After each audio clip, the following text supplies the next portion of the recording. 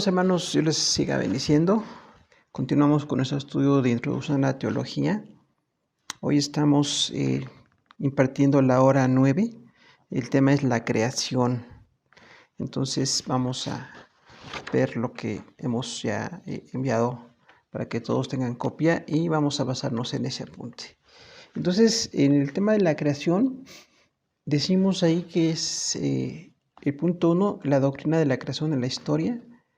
Y el párrafo dice, en tanto que la filosofía buscó la explicación del mundo en un dualismo que envuelve la eternidad en la materia o en un proceso de emanación que hace del mundo la manifestación externa de Dios, la Iglesia cristiana desde muy al principio enseñó la doctrina de la creación ex nihilo y como un acto libre de Dios. Entonces aquí decimos que realmente el mundo que habla de un dualismo quiere decir que son dos fuerzas o dos maneras de entender lo espiritual y lo material, pero el mundo sin Cristo no tiene una revelación, entonces tendrá muchas interpretaciones, ¿no? Que hemos hablado ahí del materialismo y de otras filosofías que interpretan la creación de otros puntos de vista, hasta la evolución, que también tiene pues propuestas respecto a cómo se originó el universo, la Tierra y la vida en la Tierra, pero que siempre tienen pues muchos huecos, no hay una explicación, porque la palabra de Dios es la que nos habla a nosotros de la creación como un acto de Dios. Entonces decimos que no es un proceso que hace de la emanación del mundo, de la manifestación externa de Dios, o sea, no es una parte de un Dios impersonal. No es una parte de un Dios que no tiene diseños, que no tiene compromiso con lo que crea, un Dios como la palabra nos enseña que es santo, ¿no? Sin embargo, la Iglesia cristiana desde el inicio habló de la creación ex nihilo. Esto en idioma griego quiere decir de la nada, ex, fuera, y nihilo, nada. Entonces la creación de la nada quiere decir que Dios todo lo creó solamente con su poder, solamente con su autoridad, solamente con el diseño propio, y es un acto libre de Dios. Entonces vamos a ver la creación desde el punto de vista bíblico como un argumento de la divinidad y de lo que nosotros enfocamos como la interpretación de la creación en general. El punto 2 dice prueba escritural de la doctrina de la creación. La prueba escritural de la doctrina de la creación no se encuentra en una sola y limitada porción de la Biblia. O sea, tenemos muchos textos que hablan de la creación. Hoy veremos quizás algunos de los más relevantes, pero hay mucho en la palabra del Señor que habla de creación, creador o criaturas. Entonces, la creación, en la primera doctrina afirmada de la Biblia decimos, porque en Génesis 1:1 dice literalmente en hebreo, Berishit Elohim bara Shamayin Eretz. Esto quiere decir, al principio, Dios Elohim creó los cielos y la tierra. Entonces, en español tenemos una interpretación que no es exacta en número de letras, pero sí diríamos que en hebreo tiene mucho el énfasis de que Dios es el creador de todo. Desde el inicio de la palabra del Señor dice, al principio de todo, Dios creó todas las cosas, ¿no? Y esta creación de la materia tiene que ver con tres bloques de la área de lo que es la creación. Dice la creación de la materia, punto 1, punto 2, la creación de los seres vivos y punto 3, la creación del ser humano. Entonces, sí, en la palabra del Señor, como el enfoque es a Dios como autor, Dios como un ser que se relaciona con las criaturas, especialmente con el ser humano, viene entonces la creación de la materia. El universo mismo, todo lo que existe, fue creado por Dios. Y definitivamente pues es algo increíble para los ojos humanos, pero la palabra revela que si el universo es infinito, Dios que lo creó también es infinito. La creación de los seres vivos, vienen ahí los versículos que tenemos en Génesis 1, y bueno, ya tenemos muy claramente definido cómo fue Dios creando los seres vivos, pero los creó tal como los conocemos. No hay una evolución o no hay un tiempo en que haya pues una célula que se multiplica de una manera inexplicable por millones de años, sino que Dios crea cada ser vivo, como dice la palabra, según el diseño, según la semilla de cada uno, como Dios los va formando, ¿no? Y la tercera área de la creación es el ser humano. O sea, realmente los seres humanos sí venimos como creación de Dios y venimos de una sola pareja humana. No hay más fuentes de la humanidad. Dios nos creó a todos a la imagen de Él. Todas las razas venimos del mismo origen y en ese momento, bueno, pues Dios lo creó como un acto de su soberanía y habla mucho de la autoridad del Señor al crear todas las cosas. Dice que la creación muestra la gloria de Dios, por eso al término de cada fase encontramos las palabras, y vio Dios que era bueno. O sea que cuando Dios fue creando esas etapas de la creación que nosotros vemos en Génesis, dice que todo era bueno. Cuando Dios creó cada parte de lo que es su obra grande, su majestuosa creación, dice que Dios era bueno.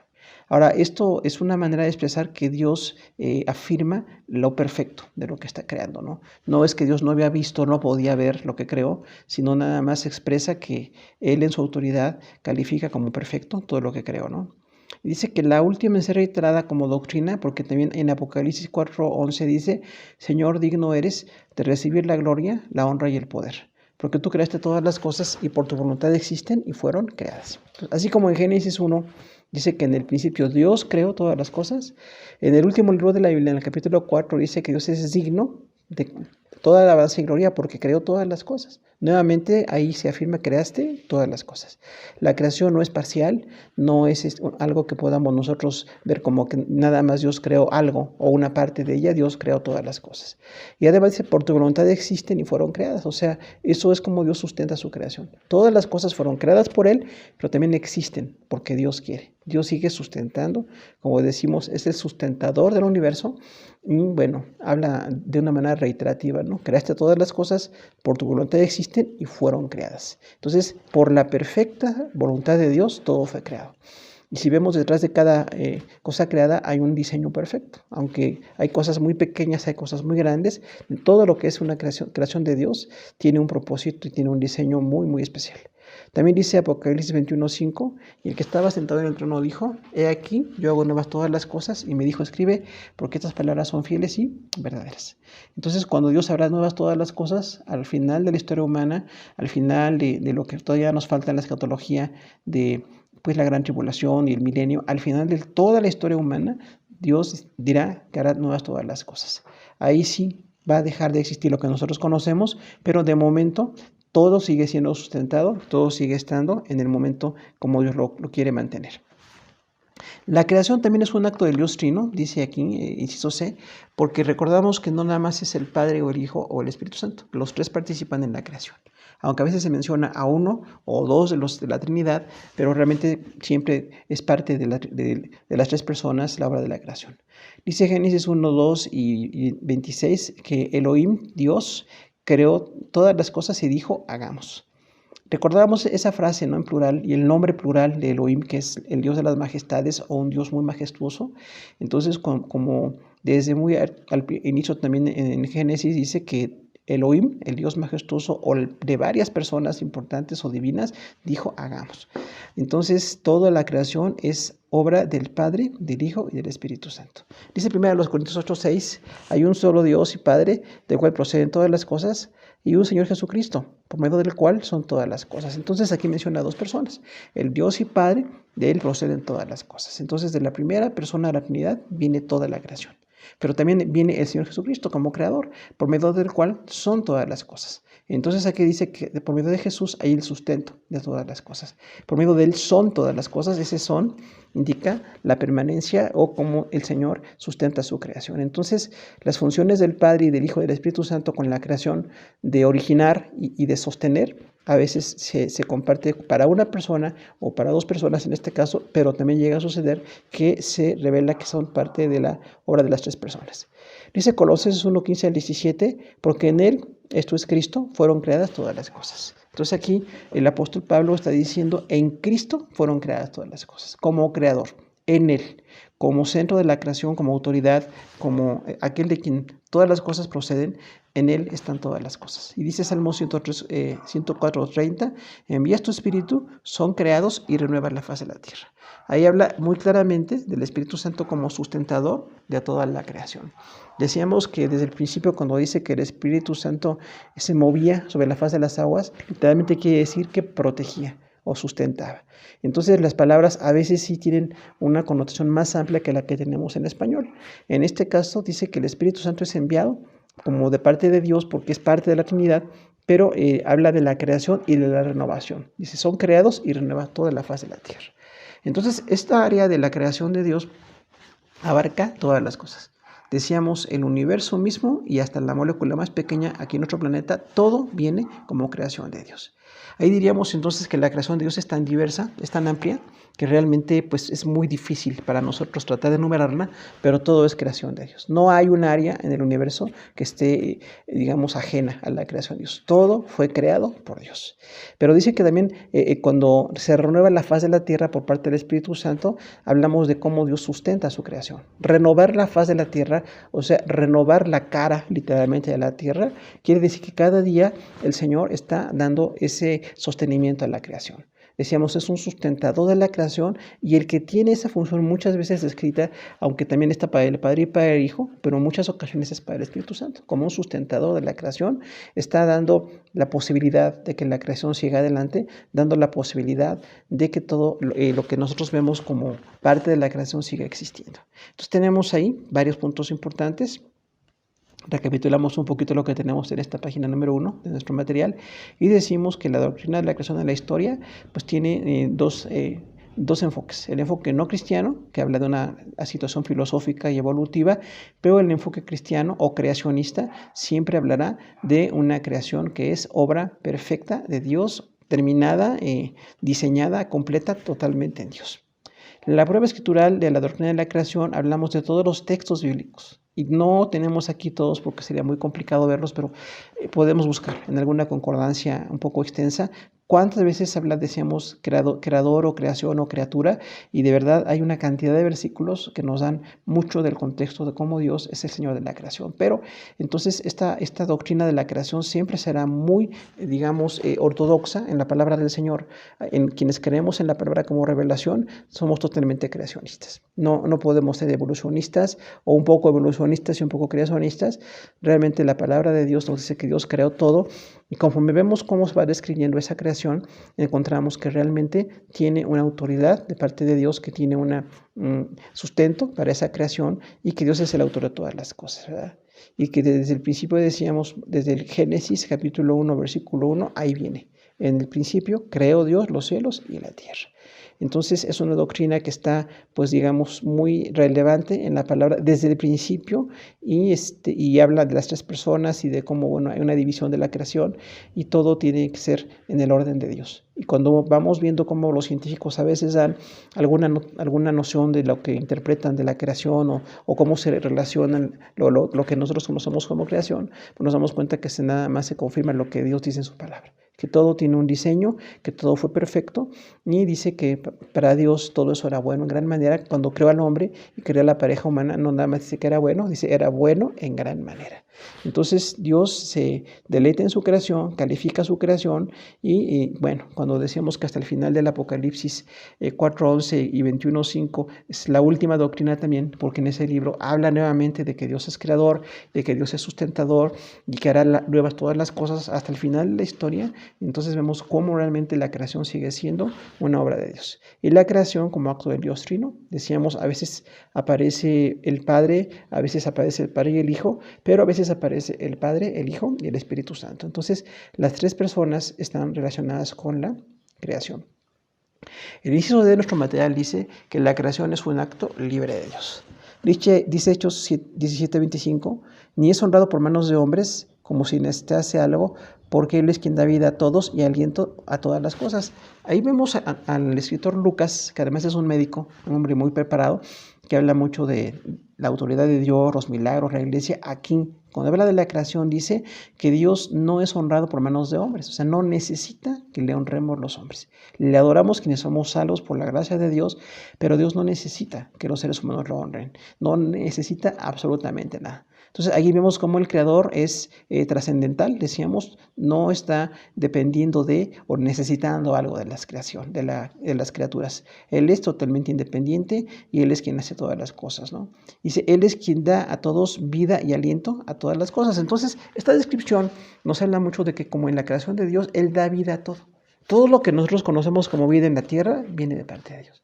Hoy hay vida microscópica y hay vida macroscópica, ¿verdad? Entonces, todos los seres vivos, así tal como están diseñados, cómo funcionan, cómo se reproducen, cómo viven, y como los vemos de acuerdo a la que la ciencia y algunos investigadores nos los presentan, todo ser vivo está así porque Dios le da vida. Dios es quien da vida a todos, e incluido por supuesto el ser humano también. Entonces, quien nos da a nosotros la posibilidad de vivir, de nacer, de existir, de seguir a pesar de las circunstancias que nos rodean, o en medio de las circunstancias que nos rodean, bueno, Dios es el autor de la vida para todos, pero también es el autor de la vida para todas las criaturas. Todo ser humano y todo ser vivo le pertenece a Dios. Por eso cuando hablamos con personas ecologistas que se dan cuenta de lo perfecto que es el ecosistema o lo necesitado que está el ecosistema, lo dañado que está, pues tienen toda la razón, porque los hombres hemos hecho mal al no administrar correctamente. Pero la vida fue creada perfecta por Dios y es una evidencia de un diseño, de un propósito, de un alcance de cómo Dios crea y sustenta, ¿no? Dice, y da aliento a todas las cosas. La palabra vida y aliento habla un poco cómo Dios da la capacidad de vivir, pero cómo Dios sustenta. Sigue dando ese sustento a todas las cosas. Entonces, si hoy la tierra está con vida y con capacidad de seguir, es porque Dios quiere, porque Dios lo permite. Y el universo también, todo lo que está hablando de ese tipo de relaciones estelares, pues siguen existiendo porque Dios quiere que existan. Dice Efesios 1:11, habiendo sido predestinados conforme al propósito del que hace todas las cosas, según el designio de su voluntad. Entonces, Efesios 1, versículo 11, dice que nosotros fuimos predestinados conforme al propósito de Dios. Esto se refiere a los ya cristianos. Tenemos un propósito, decíamos, también se comparte la idea en Romanos, y de que tengamos una conformación. También habla Corintios de esto, que seamos hechos de acuerdo a la imagen de Cristo. Pero dice, este Señor hace todas las cosas según el designio de su voluntad. O sea, Dios pone su perfecta voluntad en todo. Decíamos la semana pasada con la doctrina de la sabiduría o de la soberanía o de los decretos, Dios es perfectamente soberano, pero admite algunas situaciones que para nosotros a veces no las entendemos, pero todo está de acuerdo a su perfecta voluntad. Todo es como Él quiere, cuando Él quiere. Y bueno, nosotros cuando vamos viendo la palabra de Dios entendemos, tenemos la bendición de ir entendiendo su voluntad, pero quienes no conocen del Señor o su palabra, pues no entienden esos propósitos, ¿no? O esos tiempos de Dios en lo que ha creado. Pero dice que todo lo hace de acuerdo al designio de su voluntad.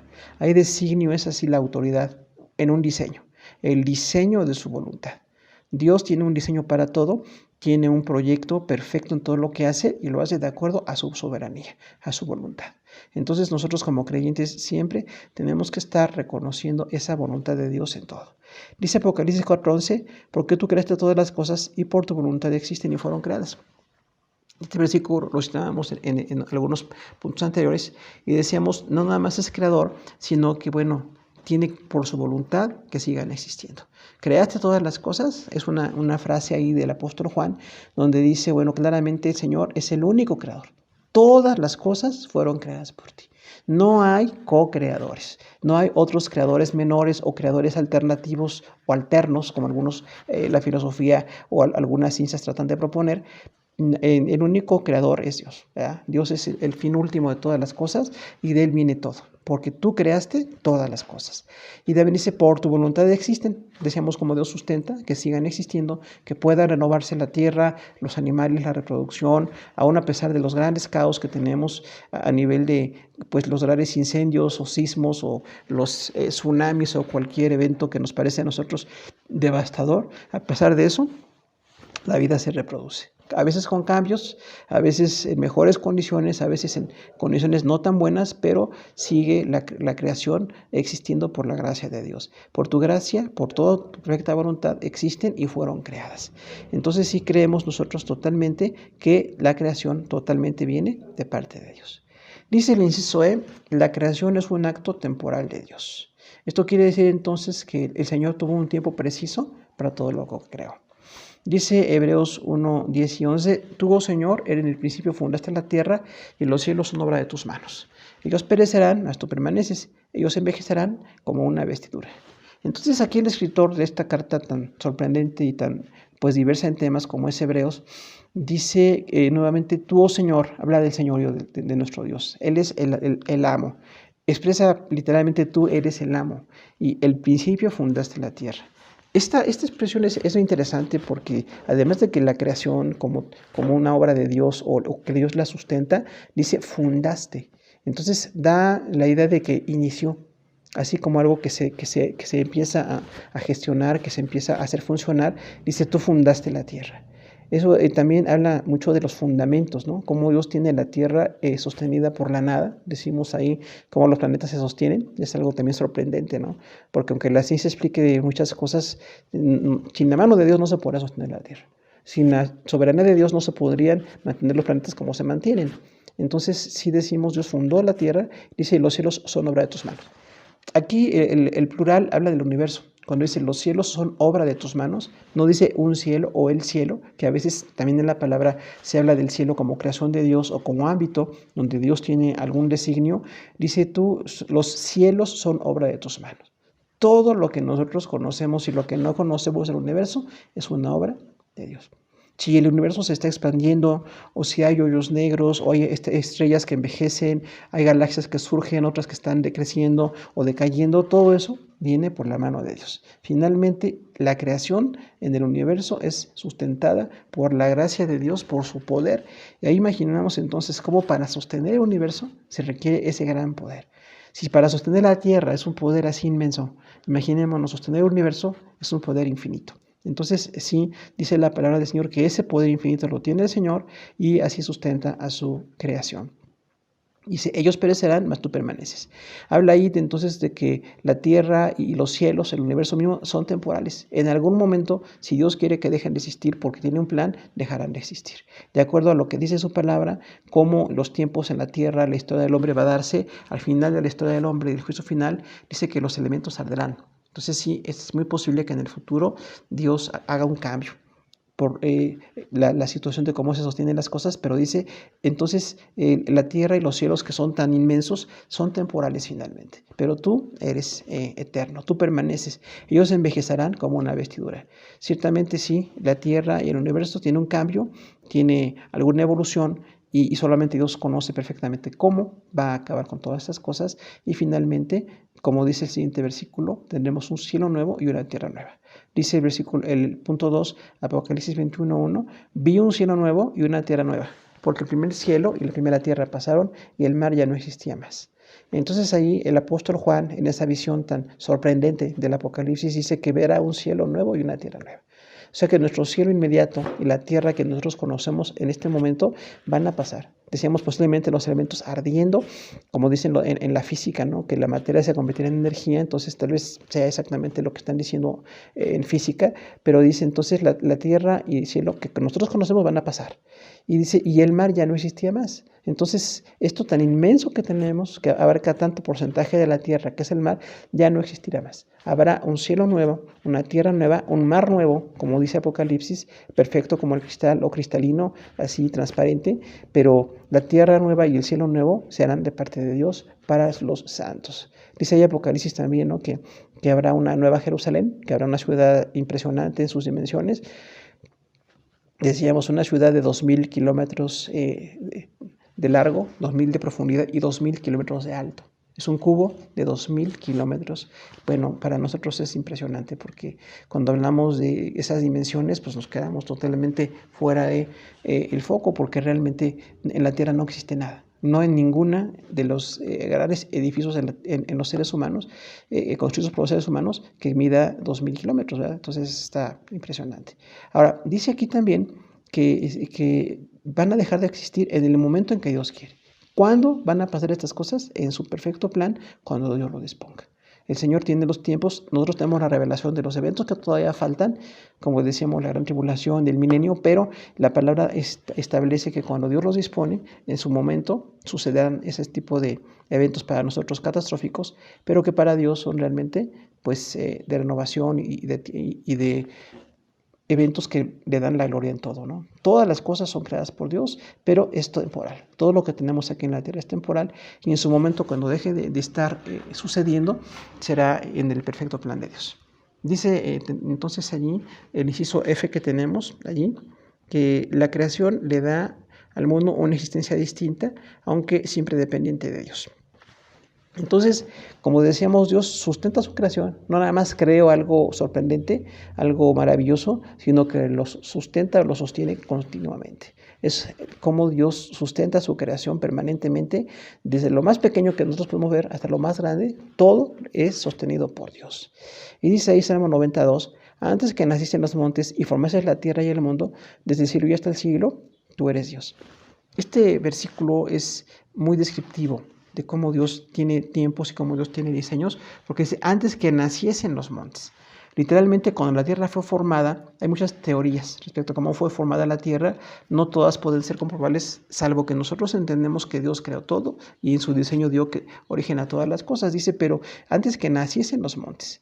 Literalmente, cuando hablan aquí de las placas tectónicas, cuando hablan de cómo en la Tierra se va acumulando energía, cómo hay volcanes, cómo hay una formación pues distinta cuando hablamos de tantos montes, ¿no? de tanta diversidad de ecosistemas. Bueno, antes que naciesen todo, dice, tú eres Dios. Ahí habla de la eternidad de Dios. Tú eres Dios antes de que se iniciasen a formar los montes. Como se hayan formado, o como decían en las ciencias, ¿no? En las eras geológicas, si todo fue tal como lo explican, es una posibilidad.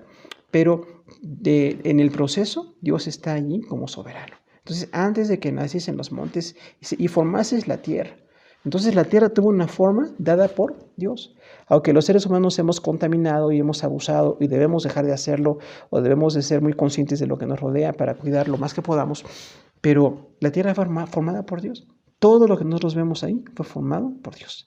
Y cada uno de los diseños que Dios tiene, ¿no? Usted conoce que hay partes heladas, hay partes que arden, hay una condensación, todo lo que se da con los líquidos, el agua, los ríos, los mares, todas las criaturas, cómo dependen de los ecosistemas distintos, pero todo eso fue formado por Dios. Entonces, cuando las personas que investigan o que hacen documentales presentan este tipo de información, pues nos quedamos sorprendidos. Realmente sí, todo lo que vemos que está tan bello, que tiene una creación, que tiene una energía, que tiene un destino, tiene un propósito de parte de Dios. Dice, formarse la tierra y el mundo. Parece entonces ahí que habla de la situación de la tierra, el sentido del planeta y el mundo como habitado, como con razas, como con personas que tienen diferentes percepciones, de diferentes idiomas, pero este mundo está creado totalmente por Dios. Recordemos solo los idiomas y todo lo que conocemos como razas. De una manera histórica la palabra nos revela cómo se fue dando, pero todo tiene un propósito en las cosas de Dios. Y dice, antes de todo, que todo esto funcionará, los montes, la tierra y el mundo. Y luego dice de una manera muy, descriptiva también, desde el siglo y hasta el siglo. Ahí la palabra siglo no se refiere a 100 años o una cosa así, se refiere a un tiempo muy prolongado. Desde el tiempo prolongado en la eternidad pasada y hasta el tiempo prolongado en el siglo futuro o en la eternidad futura, tú eres Dios. Y entonces aquí vemos cómo es el concepto, Salmo 92, de un creyente. Un creyente sabe que antes que todo se fuese formado, la tierra, el mundo, todas las cosas que vemos, antes de todo eso, el Señor ha sido Dios. Y es notorio que dice, tú eres Dios. No dice, tú fuiste o tú serás. Dice, tú eres Dios, de una manera presente. Entonces, antes de que todo se empezase a formar, antes de empezar la creación, Dios es el mismo. Por eso le decimos, Dios es el mismo ayer, hoy y por los siglos. Dios no envejece, Dios no se cansa, Dios no tiene un deterioro personal o individual por el tiempo. Él es el mismo y es Dios. Dice Colosenses 1:17, y Él es antes de todas las cosas y todas las cosas en Él subsisten. Nuevamente ahí nos habla de cómo Dios dice, es antes de todas las cosas. O sea, Él es eterno, ya existía. Si tratáramos de ver hacia el pasado, todo lo que la historia ha registrado, toda la información que tenemos del pasado histórico, bueno, antes de toda la historia del ser humano ya estaba Dios ahí. Dice, entonces, antes de todas las cosas ya estaba ahí Dios. Antes de las razas, antes de los imperios, antes de las guerras, antes de los eventos, pues, que podrían ser loables de la historia del hombre y los eventos más catastróficos también de la historia del hombre, antes de todas las cosas ya estaba ahí Dios. Dice, y entonces todas las cosas en él subsisten, otra vez subsistir o sustentar. Dios es el sustentador de la creación. Dios es el administrador de la creación. Por eso dice en la palabra que Él cada día permite que amanezca, que anochezca según el enfoque donde estemos viviendo en el planeta, pero todas las cosas las está permitiendo Dios. Pero antes de todas las cosas que se sucedieran, Dios es el Señor. Esto habla de la eternidad. Entonces Dios no fue creado, no tuvo un origen temporal. Dios siempre ha existido y bueno, ahí hablamos mucho con esa eternidad de Dios, ¿no? Como en su eternidad el Señor siempre existió en el pasado y antes de empezar a crear todo. Y aquí no está incluido esto, pero antes de crear los ángeles, al ser humano, antes de todo, Dios ya era el Señor. Y era el soberano y tenía toda autoridad. Cuando empezó a crear y cómo empezó a crear y cómo se va dando tiempo para cada creación, es parte de lo que Él hizo en su plan perfecto. Dice el Salmo 104, 24 y 27, cuán innumerables son tus obras, oh Jehová, hiciste todas ellas con sabiduría. La tierra está llena de tus beneficios. Todos ellos esperan en ti para que les des su comida a su tiempo. Entonces este salmo habla de que las obras de Dios son innumerables, o sea, no se pueden numerar. Todas las obras de Dios en la creación son innumerables. Cuando hablamos de células, imagine, nada más, ¿no? Ahora que hay tanta ciencia respecto a esas cuestiones microcelulares, nos quedamos sorprendidos de cómo Dios diseñó todo tan perfecto, pero no nada más lo microcelular, sino cada ser vivo. Cada ecosistema, cada parte del mundo, todo lo que tenemos aún, que le hemos dañado a la Tierra, pero es realmente innumerable. ¿Cuántas criaturas hay? Cuando tratan de describir cuántas criaturas hay en la tierra, en el mar, bueno, es innumerable, ¿no? Es una situación realmente sorprendente. Pero todas esas criaturas revelan el diseño perfecto de Dios. Revelan que son diferentes porque Dios las hizo así. Dios quiso que fueran diferentes. Y hiciste todas ellas con sabiduría. O sea, reconoce el escritor de ese salmo que todo tiene la sabiduría de Dios. O sea, ese diseño perfecto. El conocimiento aplicado que decíamos, la sabiduría de Dios está en todo lo creado. En todo lo creado está la sabiduría de Dios. Si podemos ver desde lo más pequeñito, ¿no? Lo más elemental, cómo tiene una correlación, los cambios físicos, los cambios químicos, hasta lo más grande, los seres más grandes o los seres humanos que son inteligentes, creados a la imagen de Dios, todo está hecho con una perfecta sabiduría. Dice, y la tierra está llena de tus beneficios. Nuevamente habla de cómo Dios beneficia a su tierra, cada día tiene una protección, tiene una provisión, cada día tiene una bendición especial que está dando. Y dice, en ti esperan todos para que le des la comida a su tiempo. Finalmente, todas las criaturas esperan en Dios. Como se alimenten, como tengan la forma de vida que Dios les diseñó, aún los seres humanos, por la misericordia de Dios, tenemos aún nuestra comida. Aún por el trabajo, por la profesión, por las carreras, por el país en que vivamos, cada quien tendrá forma de que Dios le da la provisión para su vida cotidiana, pero Dios es quien nos da todas las cosas. Aún la vida nos la da Dios, ¿no? Los no creyentes pues no pueden ver esto, pero los creyentes sí lo tenemos muy, muy claro. El punto 3 que tenemos ahí es el hexaemerón.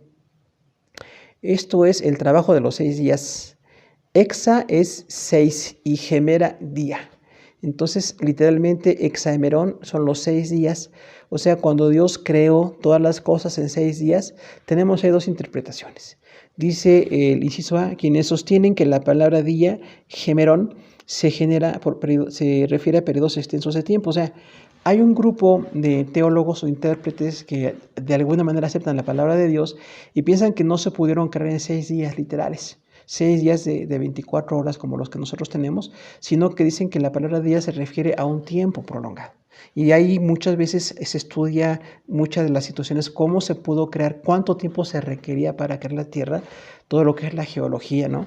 O la ecología, todas las ciencias, y dicen, pues no se podría crear tan pronto porque se requerían tiempos muy prolongados, se requerirían tiempos demasiado largos, y algunos incluso dicen millones de años, ¿no? Cuando vemos a los científicos que no creen en Dios, dicen que todo tuvo un origen de millones de años, pero así muy, muy prolongado, y bueno, posiblemente ellos calculan con sus fórmulas y con su conocimiento, pero eso es muy humano.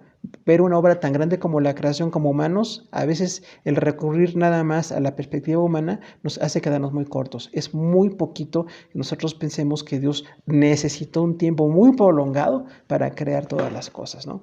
Pero hay esa postura que dice, el primer día o la primera creación fueron tantos millones de años, el segundo día tantos millones de años, el tercero, el cuarto, el quinto, el sexto fueron millones de años, y bueno, ellos lo interpretan así, incluso dicen con pruebas de algunos químicos, ¿no?